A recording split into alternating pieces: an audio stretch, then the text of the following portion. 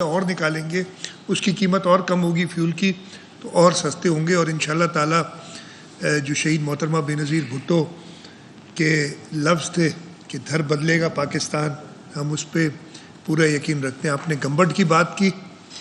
اسپتالوں میں ہر ایک کے اپنے اپنے ہوتے ہیں پلانز، آئیڈیاز، ہر پولیٹیکل پارٹی کے، ہر حکومت کے. چیئرمین بلاول بھٹو زرداری صاحب کی یہ ویژن تھی، انہوں نے کہا کہ جی ہمیں اپنے اسپتال بہتر کر دیں.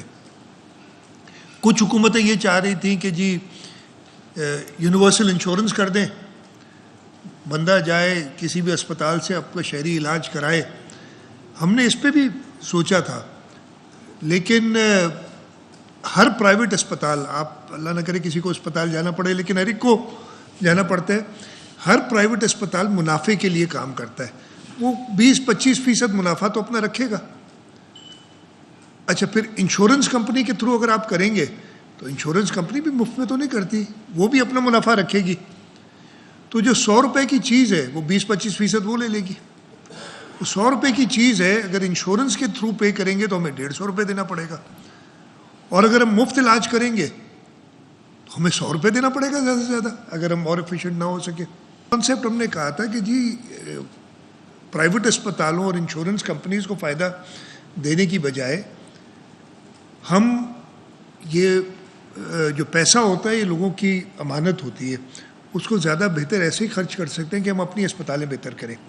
اور یہی وجہ ہے کہ آج ہماری جو NICVD کا نیٹ ورک ہے، NICVD وفاق کے پاس تھی 2011-12 میں، سندھ حکومت کے پاس آئی، اور تب سے ہم نے اس میں ایک اور سیٹلائٹس کیا، Sindh institute of cardio vascular disease کے نام سے الگ ادارہ بنایا. وہ اسی وجہ سے بنایا تھا کہ ہمارا مسائل چل رہے تھے وفاق سے، اب وہ الحمدللہ ریزالو ہو گئے. اور ہمارے پاس وہ سیٹلائٹ نیٹ ورک اسی لیول کا. اس کے علاوہ ہمارے اس وقت مجھے 29 یا 30 کے قریب چیسٹ پین یونٹس ہیں جو کام کر رہے ہیں.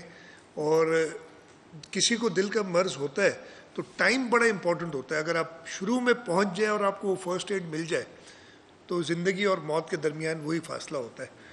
وہ ہمارا کانسیپٹ تھا. ہمارا آپ نے گمبٹ کا ذکر کیا. گمبٹ میں اب تو میں کاؤنٹ بھی بھول گیا ہوں، لاسٹ مجھے یاد ہے 750 یا 800 لیور ٹرانسپلانٹس ہو چکے تھے، اور یہ سارے مفت ہوئے. آپ اسپتال ابھی 2 دن پہلے چیئرمین بلاول بھٹو زرداری صاحب نے افتتاح کیا تھا. وہاں پہ 2 وارڈز کا جو پبلک پرائیویٹ پارٹنرشپ میں بنے ہیں، اور ہماری جو ریڈیولوجی کے ذریعے کینسر کا علاج ہوتا ہے، ایک بڑی ایڈوانس مشین سائبر نائف کے نام سے، تیسری ہم نے انسٹال کی ہے. پہلی تو 2014 میں پرائیویٹ سیکٹر سے آئی تھی، ہم اس کو فنڈ ہم نے مدد کی، پھر 2018، اور یہ تیسری ہم نے اسٹیٹ آف دی آرٹ جو لیٹسٹ مشین ہے. اور اس کا میں فرق یہ بتا رہا ہوں، جو ڈاکٹرز نے مجھے بتایا ہے کہ جو پچھلی مشین تھی اس میں ایک پروسیجر کے لیے 1.5 گھنٹہ لگتا تھا، اور اس مشین میں 20 منٹ لگیں گے. یعنی 4 مریض آپ ٹریٹ کر سکتے ہیں اسی ٹائم میں جو ایک مریض کرتے تھے. یہ علاج اگر دنیا میں کہیں کرانے جائیں تو ڈپینڈنگ کہ آپ کا مرض کتنا کیسا ہے، کتنی آپ کو وزٹس کرنی ہے، یہ $60-70 ہزار سے $1.5 لاکھ تک کا خرچہ آتا ہے. اور یہ بالکل مفت یہاں ہوتا ہے.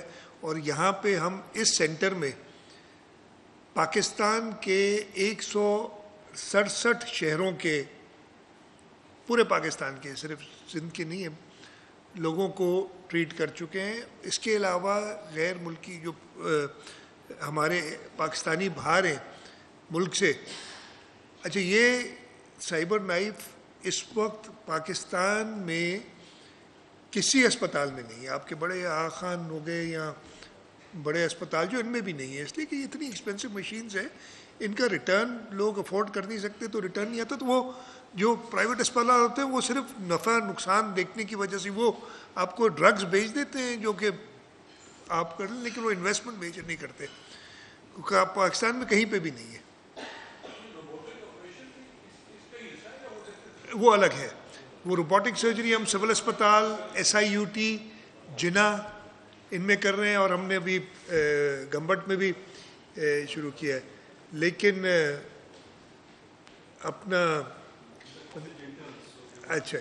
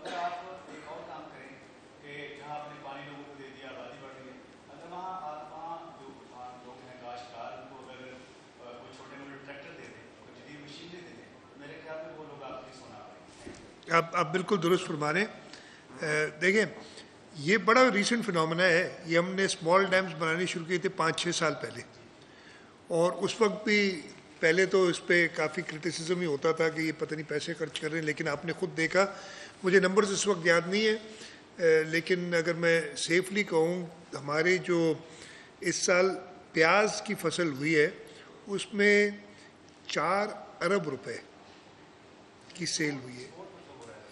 4 ارب روپے, وہ پیسہ اسی کمیونٹی میں آئے نا, ادھر ہی ہوئے.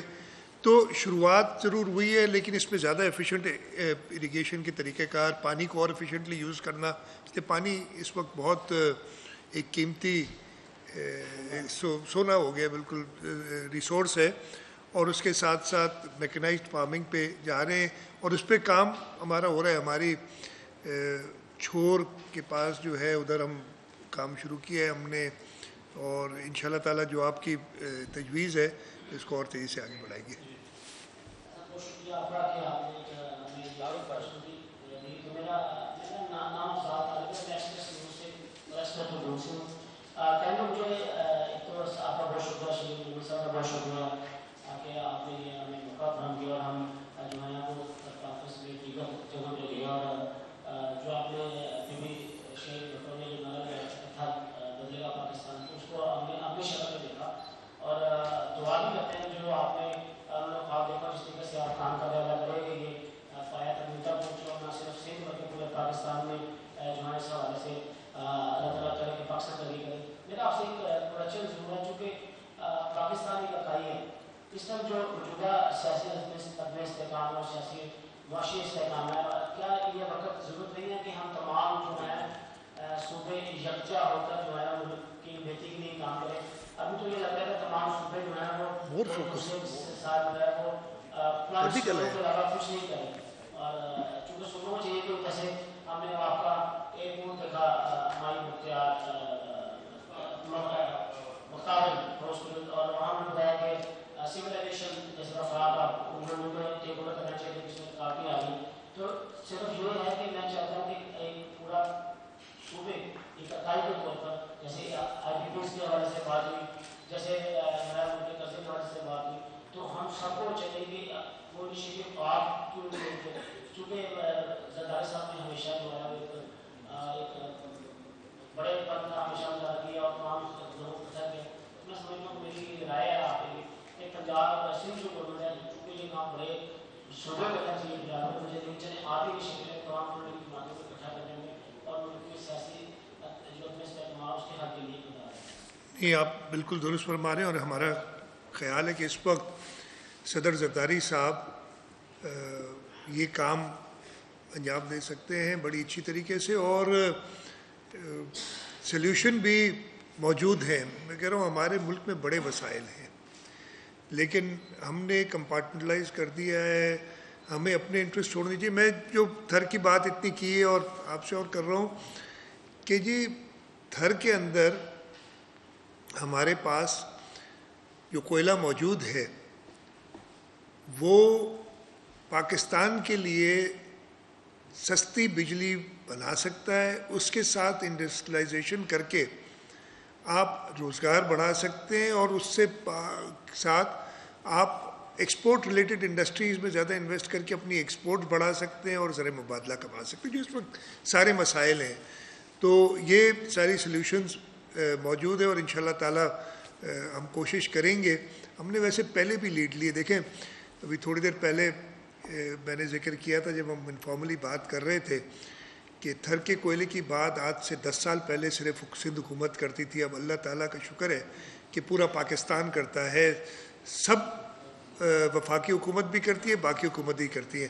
آج سے 10 سال پہلے سندھ حکومت کہتی تھی کہ جی ونڈ انرجی, رینیوبلز اور سولر انرجی پہ انویسٹ زیادہ کرنا چاہیے. ہماری کم سنی گئی اور اب پورا پاکستان کہہ رہا ہے کہ رینیوبلز پہ انویسٹ ہمیں زیادہ کرنا چاہیے. تو یہ لیڈ پہلے بھی سندھ لیتی رہی ہے, انشاءاللہ تعالیٰ آگے بھی ہم کریں گے, لیں گے.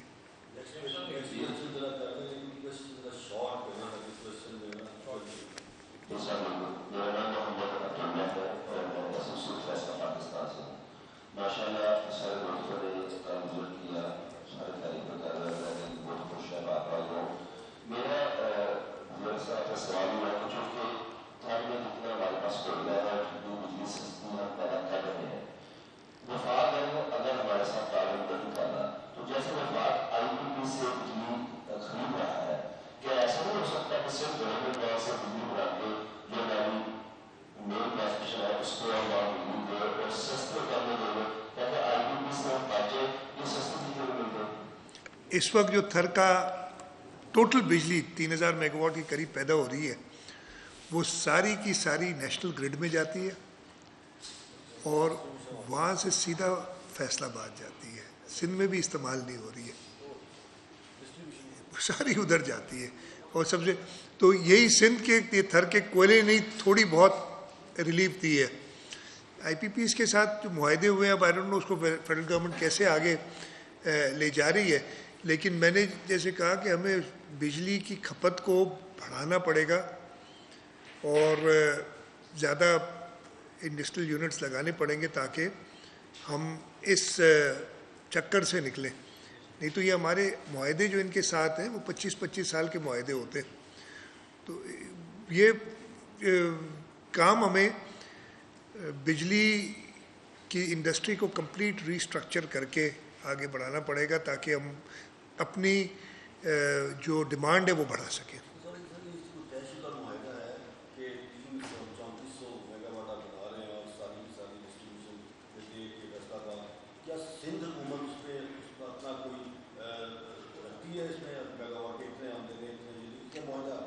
میں دیکھیں زیادہ اتنی بہت لمبی بات ہو جائے گی. میرے پاس بڑے نمبر موجود ہیں کہ کتنی بجلی ہم لے رہے ہیں, یعنی سندھ کے لوگ کو دی جا رہی ہے, جبکہ ساری ریسورس یہ تو صرف کوئلہ ہے, گیس بھی ساری ہمارے پاس ہے 70%, جس سے پاور پلانٹس بنتے ہیں. عجیب بات ہے, آئین میں لکھا بھی ہے آرٹیکل 158 ہے 158 کہ جس صوبے میں گیس نکلتی ہے اس کا پہلا حق بنتا ہے. لیکن انفارچونیٹلی وہ نہیں ہو رہا. میں پھر آپ سارے پنجاب سے آئے ہیں, کوئی کنٹروورسی نہیں شروع کرنا چاہتا, لیکن ہم بڑے دل رکھنے والے لوگ ہیں. ہم چاہتے ہیں کہ وہ اسکیمز کی جائیں, وہ کام کیا جائے. اب تھر کا ہم نے تھر میں ایک تو جی آئے انگرو والوں نے انویسٹ کیا, سندھ حکومت نے انویسٹ کیا, چائنیز لونز آئے. ہم نے تھر میں سندھ حکومت نے جو کام کیا نا, اپنے روڈز دیکھے ہیں, آپ نے خود تعریف کی, یہ آر او پلانٹس لگائے ہیں, ہم نے بریجز بنائی ہیں.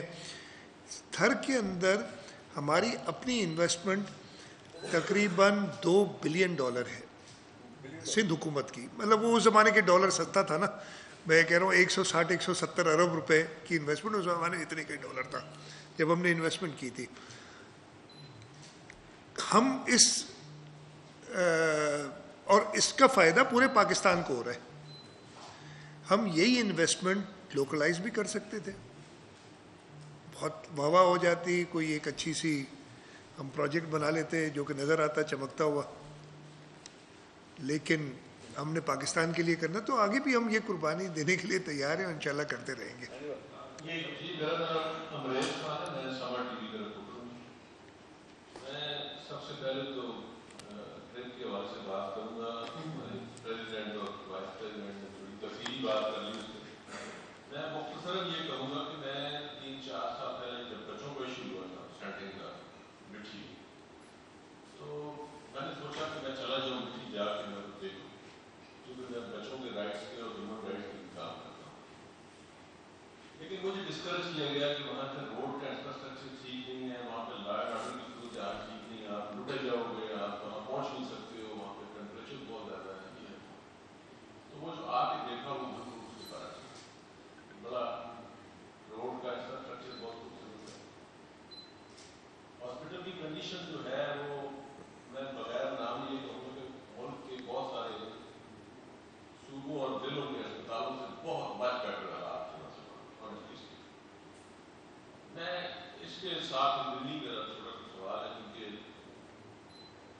مونسون شروع ہو چکا ہے اور ہمارا ایک اور ایشو ہے, انٹرنیشنل کنسرن بھی ہے, کلائمیٹ چینج, اور ہم اربن فلڈنگ کی زد میں آتے ہیں ہر سال. اربوں ڈالر کا نقصان ہوتا ہے, $10 بلین کا میرے خیال میں 2010-11 میں فلڈ میں نقصان ہوا. اس سے سب سے زیادہ ولنریبل سندھ ہوتا ہے. گجرانوالہ میں بھی اتنی بارش ہوتی ہے اور بدین میں بھی اتنی, لیکن گجرانوالہ میں اتنا نقصان نہیں ہوتا جتنا بدین میں ہو جاتا ہے. اس کی وجہ یہ ہے کہ میں نے مختلف رپورٹ پڑھا کہ خیرپور سے لے کے سندھ تک ایک ڈریننگ سسٹم بنایا گیا ہے. لیفٹ بینک آؤٹ فال ڈرین اس کا نام دیتا ہے. ورلڈ بینک کے تعاون سے 1987 سے لے کے 1997 تک بنایا گیا ہے. اس کے اوپر سنا ہے کہ انکروچمنٹ ہو گئی ہے, کچھ 62 لوگوں نے انکروچ کر کے اس کو بند کر دیا ہے, کنسٹرکشن ہو گئی ہے وہاں پہ, جس کی وجہ سے سندھ میں زیادہ نقصان ہوتا ہے. سوال میرا یہی ہے کہ آپ کا کیا اس میں کنٹریبیوشن ہے, کیا کر رہے ہیں اس کو کھولنے کی. سنا ہے کہ 30 سے 35 کروڑ روپیہ اس پہ آتا ہے اس کی کیا کہیں گے صفائی کا, وہ نہیں لگتا, اور اربوں روپے کا ہمیں جو ہے نقصان ہو جاتا ہے. اس کے بارے میں اچھا, سب سے پہلے تو 1-2 چیزیں آپ نے گجرانوالہ اور بدین کا ذکر کیا. مجھے شاید نمبرز بھی یاد ہوں, کراچی اور لاہور کو ایک دن میں کمپیئر کر رہا تھا. کراچی کا ایوریج رین فال جو ہوتا ہے نا سال کا, لاہور کا اس سے 7 گنا زیادہ ہے. تو وہاں ڈیزائن, اور اگر آپ سنگاپور چلے جائیں تو سنگاپور لاہور سے 6 گنا زیادہ ہے.